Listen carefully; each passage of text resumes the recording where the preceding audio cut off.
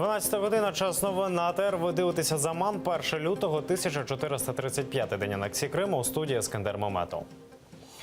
Підконтрольний Кремлю Верховний суд Криму відхилив апеляцію ще двох учасників одиночних пікетів – Усеїна Усеїнова і Ділявера Юнусова, які торік, 14 жовтня, виступили проти свавілля силовиків на окупованому півострові. Захист намагався оскаржити присуджені кримчанам штрафи кожному по 10 тисяч рублів. Однак рішення суддів першої інстанції зрештою залишили у силі. Верховний суд окупованого Криму розгляне апеляцію на штраф ще одному учаснику одиночних пікетів. Однак громадянські захисники на позитивні рішення не сподіваються. Напередодні окупаційний суд розглянув перші 4 апеляційні скарги у цій справі і відхилив їх. Лише трохи зменшив розмір присудження штрафів двом учасників одиночних пікетів. Апелляция вынесла тот же вердикт, что и первый раз. Хотя я с этим полностью не согласен, так как законом Российской Федерации предусмотрено проведение одиночных пикетов. Особых-то иллюзий и чаяний не было, но тем не менее. То есть суд прошел достаточно монотонно в формулировках юридических, которых я мало чего в принципе понимаю. Единственное, что могу заметить, что народ никто не слышит. Я хочу сказать, что государство как раз-таки нас услышало, потому что отреагировало тем образом, которым обычно и реагирует, санкциями. Причем достаточно топорно, однообразно. Итог, будем обжаловать в ЕСПЧ решение суда, которое оставил без изменений решение суда первой инстанции. Адвокати-учасники громадської організації «Кримська солідарність» звернулися до спільноти та окупаційних силовиків. Вони заявили, остання акція залякування, яку провели так звані правоохоронці у Судаку, була даремною. Минулої суботи «Кримська солідарність» зібралася для обговорення проблем громади на півострові, однак засідання було зірване. У приміщення увірвалося близько 50 окупаційних поліцейських та ОМОНівців. Людей опитали, сфотографували, переписали паспортні дані. Адвокати наголошують, «Кримська солідарність» – громадська платформа, яка об'єднує людей різних національностей та віросповідання. Її мета – створення майданчика для дискусії, обговорення проблем простих людей, налагодження того, чого немає зараз на півострові – реального громадянського суспільства. Если их цель была запугать народ или запугать тех участников, которые участвуют в этой крымской солидарности, то хочу сказать, что крымско-татарский народ имеет огромный опыт в борьбе, в мирной борьбе. Если это мероприятие было направлено на то, чтобы кого-то запугать и кому-то дать какой-то определенный импульс или посыл того, чтобы они отсюда уезжали, мы сделали свой выбор. Это наш дом, и мы отсюда никуда не уедем. 47-ма річниця загибелі легендарного льотчика Аметхан Султана, двічі Героя Радянського Союзу, який збив з півсотні німецьких літаків під час Другої світової війни. Його іменем названий музей у рідній Алупці, на його честь встановлені пам'ятники в Криму та на материковій частині України, а ще існує планета Аметхан. Він загинув 1 лютого 1971 року під час випробувального польоту. Яким було життя? Далі в сюжеті.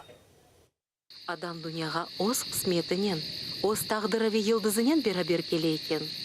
Ольгенде, мына бойлы етіп, оның йылдызы да сөнейкен.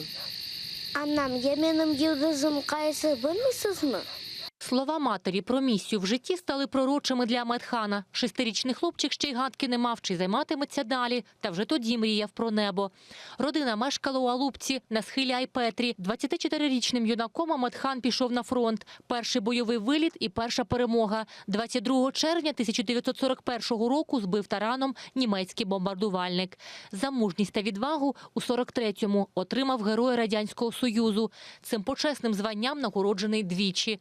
У 45-му йому вручили ще одну медаль – золоту зірку.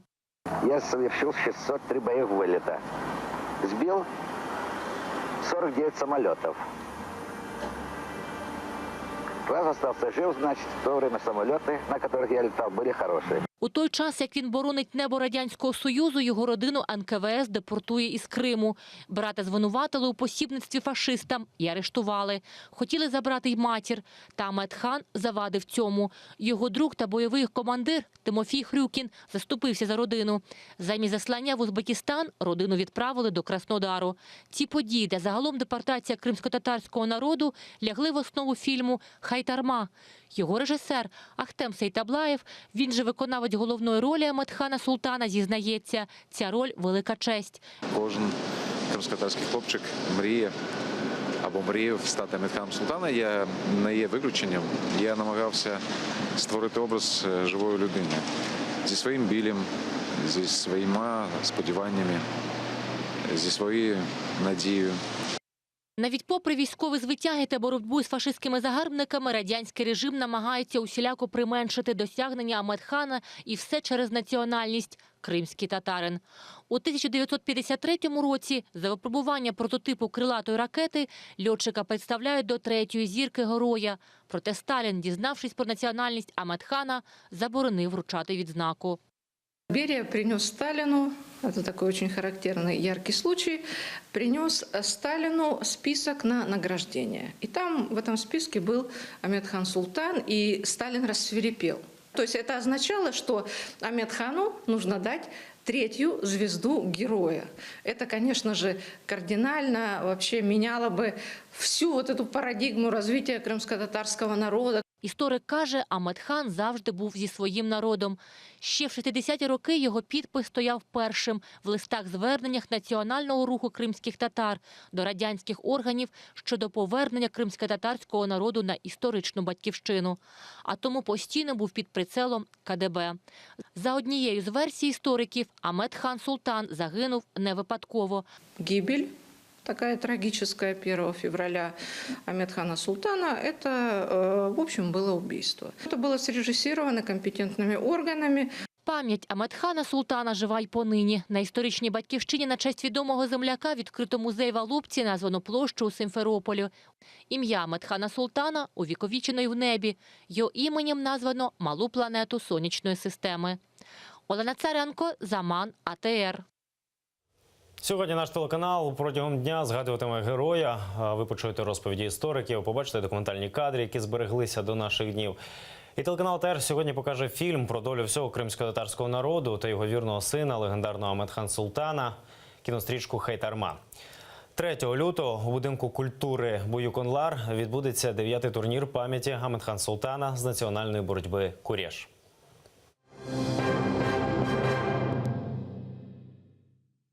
Поблизу берегів окупованого Криму зазнав аварії суховантаж «Берг». Він йшов з Азовського моря до Туреччини під прапором Молдови. За кілька кілометрів від берега в районі мису Чауда він подав сигнал біди до Феодосії.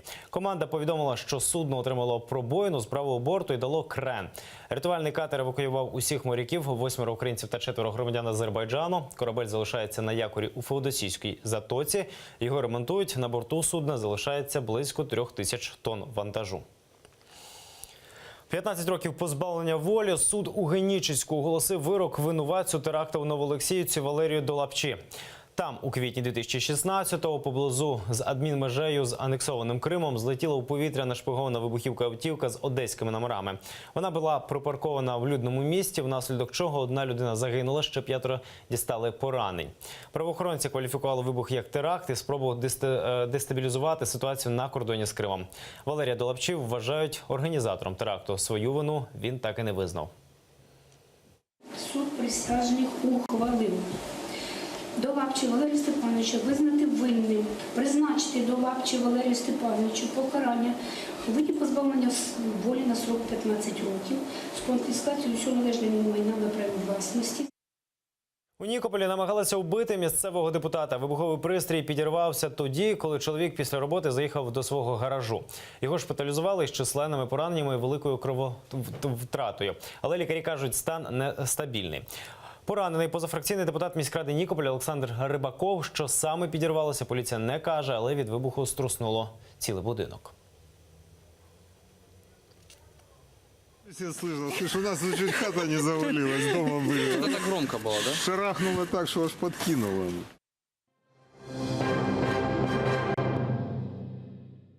Санкції з Росії можна буде зняти лише після того, як Кремль усуне причини їхнього запровадження. Це вкотре підтвердила представник кабінету німецького уряду Ульріке Деммер. За її словами, обмеження, які запровадила Європа, не самоціль, а наслідок агресивних дій Росії в Україні, зокрема незаконної анексії Криму та підтримка сепаратистів на сході України.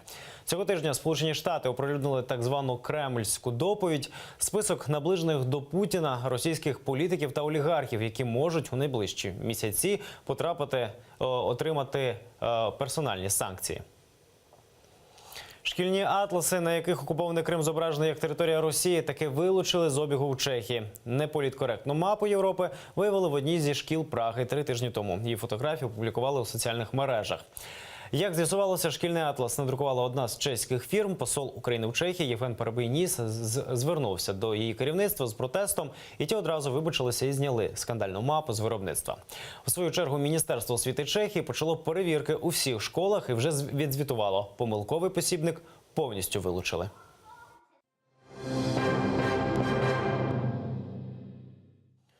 Матч чемпіонату світу з футболу може зірвати сарана. На думку представника Міністерства сільського господарства Росії Петра Чекмарьова, матч між командами Тунісу та Великої Британії у Волгограді у червні наступного року може бути атакований комахами. Цей район на півдні Росії уражений сараною. Навколо самого Волгограда комахи розплодилися на території близько 1 мільйона гектарів. Службового кота британського МЗС посадили на дієту, бо чотирилапий вусань на прізвисько Палмерсон набрав кілька зайвих кіло. Заступник глави британського МЗС навіть розіслав листи усім працівникам дипломатичного відомства, в яких наполегливо попросив не підготовувати кота. Мовляв, він так захопився смаколиками, що забув про свій головний обов'язок – ловити мишей. Це всі новини на цю годину. Не пропустіть наступний випуск «Заман» о 1:00. Залишайтеся з АТР.